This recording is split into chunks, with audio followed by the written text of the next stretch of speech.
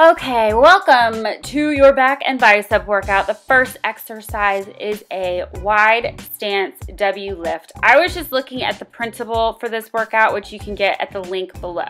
So you want to start with your legs wide apart, wider than shoulder length apart, neutral knees that aren't locked, and you want to push your weights up starting from shoulder level all the way out into a Y position. So you want to start with in a W and push up into a Y. So your arms are going to be wide at the top, bring them down, and then straight out at an angle. And this is a W lift. You don't want to lock your elbows at the top or the bottom, and you want to exhale as you push the weights up and inhale on the way down. It's a compound exercise. It's working both your back and your biceps, a little bit of your triceps and your shoulders. So you want to sit in a split stance with one foot in front of the other with neutral knees that aren't locked, and you want to keep your palms in close to your body and facing your body and pull the weights up, keeping your elbows in tight to your body and straight up as if you're kind of crouching down to pull your pants up. At the top of the exercise, you want to squeeze the weights, or you want to squeeze your arms and lower the weights back down in a really controlled motion, and you want to exhale on the way up, inhaling on the way back down. The next exercise is an overhead press. So you want to stand with your feet wider than shoulder width apart and just push the weights upward, palms facing away from you with the weights at your shoulders, pushing them all the way up, completely extended overhead, but you don't want to lock your elbows. And if you want to kind of make it into a little game, you can kind of tap them together at the top. And I'm just looking to make sure I'm in the shot, but I wanted you to see the exercise from behind. When you're pulling the weights back down, so you're pushing the weights up and pulling the weights back down. When you pull them down, you want to exhale, but when you pull them down, you want to squeeze your shoulder blades in tight.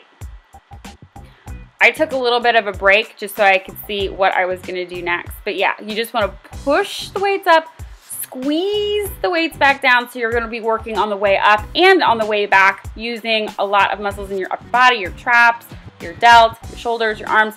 The compound exercise burning a lot of calories, which is what we want for that particular exercise. The next exercise is a 21. So you want to do a normal bicep curl, only you want to stop halfway up. So feet shoulder width apart. You can do this sitting. I wanted to make sure I was in the shot and that you could see the angle of that I was lifting the weight halfway up. You want to exhale on the way up, stop in the basement, and lower all the way back down, and repeat this for 7 times. Once you've done 7 bicep curl, half bicep curls on the way down, then you want to bring the weights all the way up to your shoulders and stop halfway down. So now I'm doing the upper part of my bicep curl, keeping the weight in the top portion of the motion. So instead of doing the lower half, now we're doing the upper half.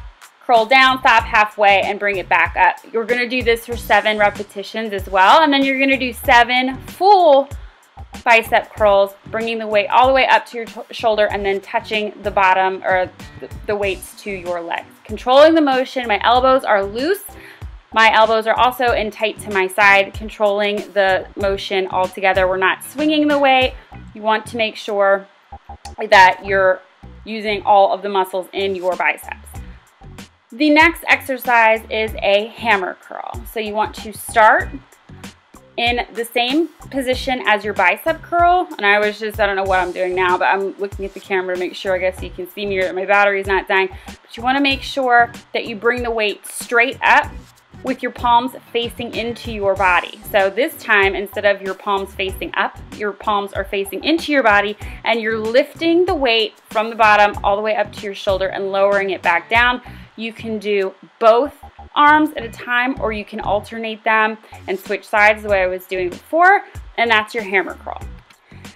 The next exercise is called a bent over row. So you kind of want to get in a similar stance to the pull your pants up, only you want your feet shoulder width apart, and you want to bend over with a slight neutral arch in your back, popping your butt out a little bit and keeping your head and chest elevated, but you want to bend over slightly from the waist with neutral knees, and you want to squeeze your shoulder blades together as you lift your elbows up and bring them back down. So you want to lift your elbows till they're a little bit higher than your shoulder if you can, squeezing your elbows together and bringing the weight back down, exhaling on the way up, inhaling on the way down, facing the floor, and then lift your legs and arms at the same time. You want to lift your upper body and your lower body about 6 to 9 inches off of the floor, as high as you can go, but you want to make sure that you look down the entire time, because looking up can really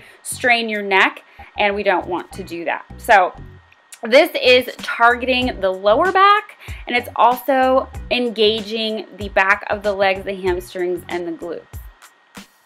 And that's the Superman. So that's it. That completes one full set of this workout. You want to complete 3 sets total to finish your workout.